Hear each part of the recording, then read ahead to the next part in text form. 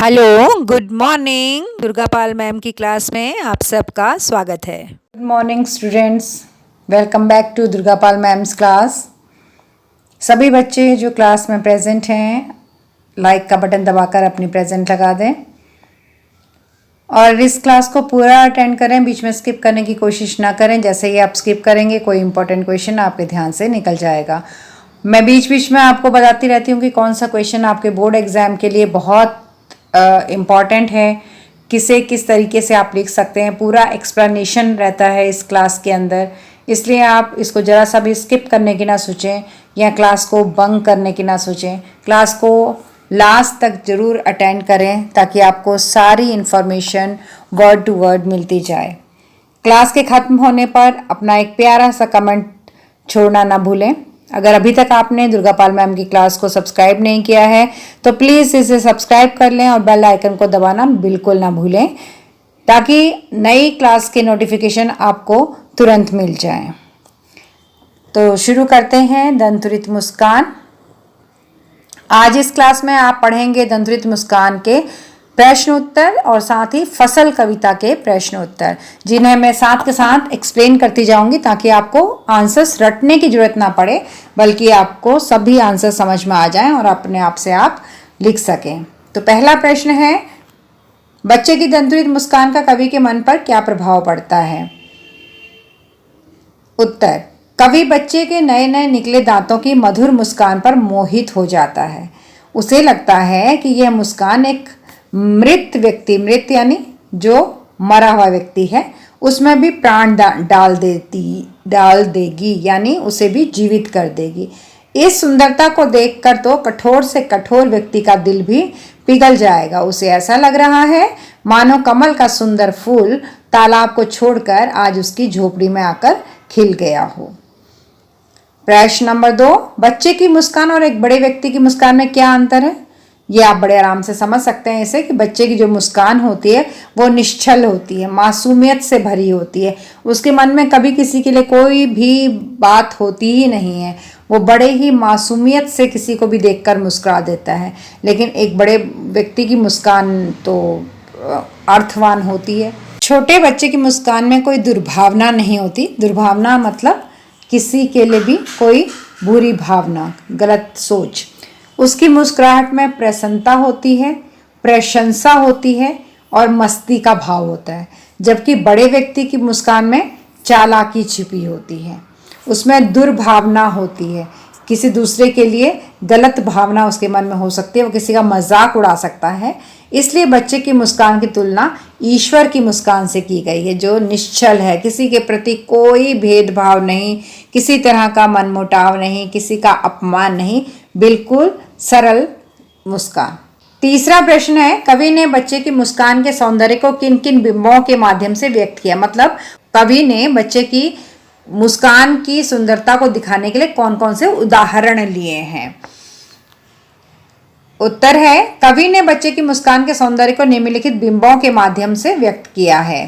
पहला है कि बच्चे के नए नए निकले दांतों की मधुर मुस्कान तो एक मरे हुए व्यक्ति में भी जान डाल सकती है। दूसरा है, बच्चे के धूल से सने हुए शरीर को देखकर ऐसा लगता है मानो कमल का सुंदर फूल तालाब को छोड़कर झोपड़ी में आकर खिल गया हो। बच्चे का स्पर्श इतना कोमल है कि बांस या बबूल से भी शेफालिका के फूल झड़ने लग जाएं। बांस और बबूल क्यों लिया है यहाँ पर कवि ने? इसलिए कि बांस में कभी फूल नहीं उगते और बबूल का पेड़ होता है वो भी कांटेदार होता है, उसमें भी फूल नहीं उगते हैं। तो कवि कह रहा है कि बच्चे का स्पर्श यानी छूना, किसी को टच करना।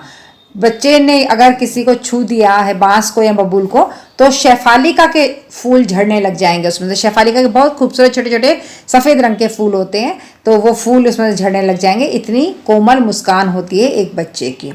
प्रश्न नंबर 4, भाव स्पष्ट कीजिए। और पहली पंक्ति है भाव स्पष्ट करने के लिए, छोड़कर तालाब मेरी झोपड़ी में खिल रहे जलजात। इसका उत्तर है, बच्चे के धूल से सने हुए शरीर को देखकर कवि को ऐसा लग रहा है मानो जलजात का मतलब है कमल का फूल, कमल का सुंदर फूल तालाब को छोड़कर उसकी झोपड़ी में आकर खिल गया है। अर्थात बच्चे के धूल से सने हुए शरीर को देखकर लेखक का मन कमल के समान खिल उठा। इस प्रश्न का दूसरा भाग है, छू गया तुमसे कि झरने लग पड़े शेफालिका के फूल, बांस था कि बबूल। इसका क्या मतलब है? इस भाग का आशय है कि कवि नए नए निकले हुए दांतों वाले बच्चे की मीठी सी मुस्कुराहट को देखकर सोचता है कि जिस बांस या बबूल के पेड़ में कभी फूल खिलते ही नहीं हैं, यदि ये बच्चा उसे भी छू देगा तो उस कठोर वृक्ष से भी शेफालिका के फूल झड़ने लग जाएंगे। यानी कवि को उस बच्चे की मुस्कुराहट इतनी प्यारी लगती है, उसे लगता है कि ये इतनी सुंदर चीज है कि इसे देखकर के मरता हुआ व्यक्ति भी जी जाएगा और बांस जैसे पेड़ से भी फूल झड़ने लग जाएंगे। आगे इसी कविता के रचना और अभिव्यक्ति, दंतुरित मुस्कान के रचना और अभिव्यक्ति का प्रश्न है मुस्कान और क्रोध, ये दोनों भिन्न भिन्न भाव हैं। समझते हैं सभी लोग कि मुस्कुराहट अलग है, जब हम खुश होते हैं तो मुस्कुराते हैं, क्रोध जब हम गुस्से में होते हैं तो क्रोध के भाव हमारे चेहरे पर दिखाई देते हैं। इनकी उपस्थिति से बने वातावरण की भिन्नता का चित्रण कीजिए। तो पूछा आपसे ये गया है कि जब मुस्कुराहट होती है चेहरे पर तो हमारा वातावरण, हमारे आसपास का माहौल कैसा हो जाता है, और अगर हमारे चेहरे पर गुस्सा आ जाए तो फिर आसपास का माहौल कैसा होता है। तो देखिए इसका उत्तर, मुस्कान और क्रोध दोनों ही अलग अलग भाव हैं। किसी व्यक्ति की मुस्कान देखकर मन खुश हो जाता है, दुश्मन भी दोस्त बन जाते हैं। मुस्कुराहट बिगड़े हुए काम को बना देती है। अब इसके विपरीत क्या होता है? क्रोध मनुष्य का सबसे बड़ा दुश्मन है। इससे संबंधों में कड़वाहट पैदा होती है और आपसी संबंधों में, रिश्तों में दूरियां बढ़ जाती हैं, जिसके कारण मनुष्य का खुद का ही नुकसान होता है। तो क्रोध किसी भी स्थिति में अच्छा नहीं है और मुस्कुराहट से सब कुछ अच्छा ही अच्छा होता है। प्रश्न नंबर 6 है कि दंतुरित मुस्कान से बच्चे की उम्र का अनुमान लगाइए और तर्क सहित उत्तर दीजिए। मतलब आप बताइए कि उस बच्चे की उम्र कितनी होगी और तर्क भी दीजिए। तर्क यानी कि आपने ये नहीं कि लिख दिया कि हाँ इतनी उम्र है, आपने ऐसा क्यों लिखा है कि इतनी उम्र है, वो भी बात आपको बतानी है, तथ्य भी पेश करना है। तो दंतुरित मुस्कान से बच्चे की उम्र के विषय में यह अनुमान लगाया जा सकता है कि वह अधिक से अधिक 1 या 1.5 साल का ही रहा होगा। अब इसका तर्क क्यों रहा होगा 1-1.5 साल का? उसकी मुस्कान उसकी अबोधता, अबोध है मतलब उसको समझ नहीं है, अभी बहुत भोला है बच्चा, और निर्दोषता का भाव जगाती है।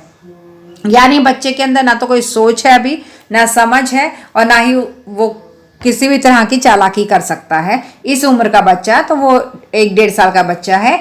इस उम्र में बच्चा किसी अजनबी को देखकर अपने परिचित के पीछे छिप जाता है। इतनी उम्र का बच्चा होता है जब वो किसी को सामने देखता है कोई अजनबी आ गया है तो वो जो उसकी पहचान का व्यक्ति होता है उसके पीछे जाके छिप जाता है डर के मारे। तो ये बच्चा भी कुछ ऐसा ही कर रहा है, इसलिए हम कह सकते हैं कि ये 1-1.5 साल का ही है। और दूसरा तर्क ये है कि बच्चे के जो नए नए दांत अभी निकले हैं ना, तो वो इसी उम्र में निकलते हैं, इसलिए हमें लगता है कि ये बच्चा 1-1.5 वर्ष का ही होगा। 7वां प्रश्न है, बच्चे से कवि की मुलाकात का जो शब्द चित्र उपस्थित हुआ है उसे अपने शब्दों में लिखिए।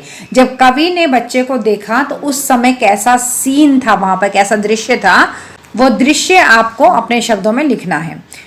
जब कवि बच्चे से मिला तो उसे लगा कि बच्चे के नए नए निकले दांतों की मधुर मुस्कान तो मरे हुए व्यक्ति में भी प्राणों का संचार कर देगी। धूल से सने हुए उसके शरीर को देख के कवि को ऐसा लगा जैसे कमल का सुंदर फूल तालाब को छोड़कर उसकी झोपड़ी में आकर खिल गया हो। बांस और बबूल जैसे वृक्ष जिन पर कभी फूल नहीं खिलते हैं, कवि को ऐसा एहसास हुआ कि अगर बच्चा उनको छू दे तो उनसे भी शेफालिका के फूल झड़ने लग जाएंगे। जब पहली बार बच्चे ने कवि को देखा तो वो कवि को एकटक देखता ही रह गया, उसने अपनी पलकें नहीं झपकाई, उसे पहचान ही नहीं पाया। तो ऐसी थी कुछ कवि और उस बच्चे की पहली मुलाकात। अब है नागार्जुन जी की ही दूसरी कविता जो है फसल, उसके प्रश्न उत्तर। कवि के अनुसार फसल क्या है, या फिर कवि नागार्जुन फसल को क्या मानते हैं, स्पष्ट कीजिए। कवि के अनुसार फसल का अपना कोई अस्तित्व नहीं है, फसल अपने आप में खुद कुछ भी नहीं है। वो क्या है एक्चुअली, जो फसल है वो वास्तव में नदियों के पानी का जादू है जिससे फसल की सिंचाई हुई थी। लाखों करोड़ों मनुष्य द्वारा किए गए मेहनत का फल है। भूरी काली संदली मिट्टी का गुणधर्म है, मतलब भूरी काली और संदली मिट्टी के अंदर जो उपजाऊपन होता है, जो फर्टिलिटी होती है उस मिट्टी के अंदर, उसके कारण फसल पैदा होती है। सूरज की किरणों का बदला हुआ रूप है। जब सूरज की किरणें बीज पर पड़ती हैं तो उनसे जो ऊर्जा से बीज के अंदर अंकुरण होता है वो फसल में परिवर्तित होता है। हवा की लहरों का सहयोग है। और बीज के लिए हवा भी बहुत जरूरी है। तो हवा जब मिलती है बीजों को तो जब हवा रूप परिवर्तन करती है अपना, तभी बीज अंकुरित होता है। इसलिए कवि ने फसल को स्वयं में कुछ नहीं माना है, बल्कि वो 5 चीजों का मिला जुला रूप है। अगला प्रश्न है कि कविता में फसल उपजाने के लिए आवश्यक तत्वों की बात कही गई है, वे आवश्यक तत्व कौन से हैं? फसल उपजाने के लिए प्रकृति और मनुष्य दोनों के पारस्परिक सहयोग की बात की गई है। कविता में यह स्पष्ट किया गया है कि प्रकृति यानी सूरज, हवा, पानी, खाद, मिट्टी, इन सब के साथ साथ अगर मनुष्य मेहनत नहीं करेगा तो फसल नहीं हो सकती है। तो कौन से तत्व हैं? वो है केवल 1-2 नदियों का नहीं, अपितु अनेक नदियों का जल, नदियों का पानी होना जरूरी है, लाखों करोड़ों मनुष्यों का परिश्रम, बहुत सारे किसानों की मेहनत होती है, बहुत सारे खेतों की मिट्टी का गुणधर्म होता है, मतलब मिट्टी का उपजाऊपन होता है, सूरज और हवा का सहयोग होता है। इन सब चीजों को मिलाकर फसल पैदा होती है। तीसरा प्रश्न है, फसल को हाथों के स्पर्श की गरिमा और महिमा कहकर कवि क्या कहना चाहता है? कवि कहना चाहता है कि फसल केवल बीज, खाद, पानी, सूरज और हवा, इनके सहयोग से ही पैदा नहीं होती है, ये तो जरूरी है ही है, लेकिन इसके साथ साथ किसान के परिवार के सभी सदस्यों का जो कड़ी मेहनत होती है उसके सहयोग से पैदा होती है फसल। उनके कठोर परिश्रम के बिना फसल का उगना या फलना फूलना बिल्कुल ही असंभव है। इसलिए उसने हजारों लाखों व्यक्तियों के परिश्रम को हाथों के स्पर्श की गरिमा और महिमा कहकर आभार व्यक्त किया है किसानों की मेहनत के प्रति। प्रश्न नंबर 4, भाव स्पष्ट कीजिए। पहली पंक्तियां हैं, रूपांतर है सूरज की किरणों का, सिमटा हुआ संकोच है हवा की थिरकन का। इसका मतलब क्या है? इसमें क्या भाव छिपा हुआ है? कवि के अनुसार फसल का स्वयं का अपना कोई अस्तित्व होता ही नहीं है, वह तो सूरज की किरणों का परिवर्तित रूप है जिसके द्वारा फसल को रोशनी मिली। साथ ही इसमें हवा का भी समान सहयोग है, इनके सहयोग से ही खेतों में लहलहाती फसल खड़ी होती है। भाव यह है कि फसल को पैदा करने में सूरज की किरणें और हवा, इनका सहयोग होता है। सभी की मेहनत और परिश्रम से फसल का निर्माण होता है। अब इस कविता के रचना और अभिव्यक्ति का प्रश्न है, कवि ने फसल को हजार खेतों की मिट्टी का गुणधर्म कहा है। मिट्टी के गुणधर्म को आप किस तरह परिभाषित करेंगे? मतलब कवि ने तो कह दिया कि ये हजार खेतों की मिट्टी का गुणधर्म है, तो ये गुणधर्म क्या होता है आप ये बताइए। देखिए, मिट्टी में अनेक आवश्यक तत्व होते हैं जिन्हें ग्रहण करके फसल फलती फूलती है। मिट्टी में प्राकृतिक रूप से पाए जाने वाले यही तत्व मिट्टी के गुणधर्म कहलाते हैं। मिट्टी के गुणधर्म अर्थात मिट्टी का स्वभाव, यानी मिट्टी के अंदर जो उपजाऊपन है वो, उसी के कारण फसल का निर्माण होना संभव होता है। अब इसी प्रश्न का दूसरा पार्ट है, वर्तमान जीवन शैली मिट्टी के गुणधर्म को किस किस तरह प्रभावित करती है। आजकल हम जिस तरह से जीवन जी रहे हैं, जैसा हमारा खान पान रहन सहन बदला है, उससे मिट्टी के जो उपजाऊपन है क्या उस पर कोई फर्क पड़ रहा है?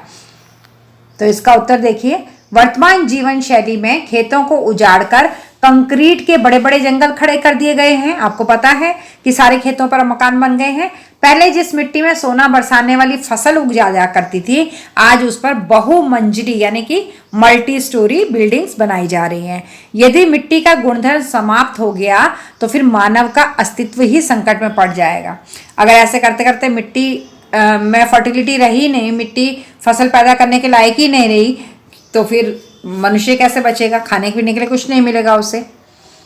अगला तीसरा पार्ट है इसका, मिट्टी द्वारा अपना गुणधर्म छोड़ने की स्थिति में क्या किसी प्रकार के जीवन की कल्पना की जा सकती है? अगर मिट्टी में फसल पैदा होनी बंद हो जाए, मिट्टी में उपजाऊपन खत्म हो जाए, मिट्टी फसल को उगा ही ना सके, तो क्या हम जीवित रह सकते हैं? इस क्वेश्चन का तीसरा भाग है, मिट्टी द्वारा अपना गुणधर्म छोड़ने की स्थिति में जीवन बुरी तरह प्रभावित होगा।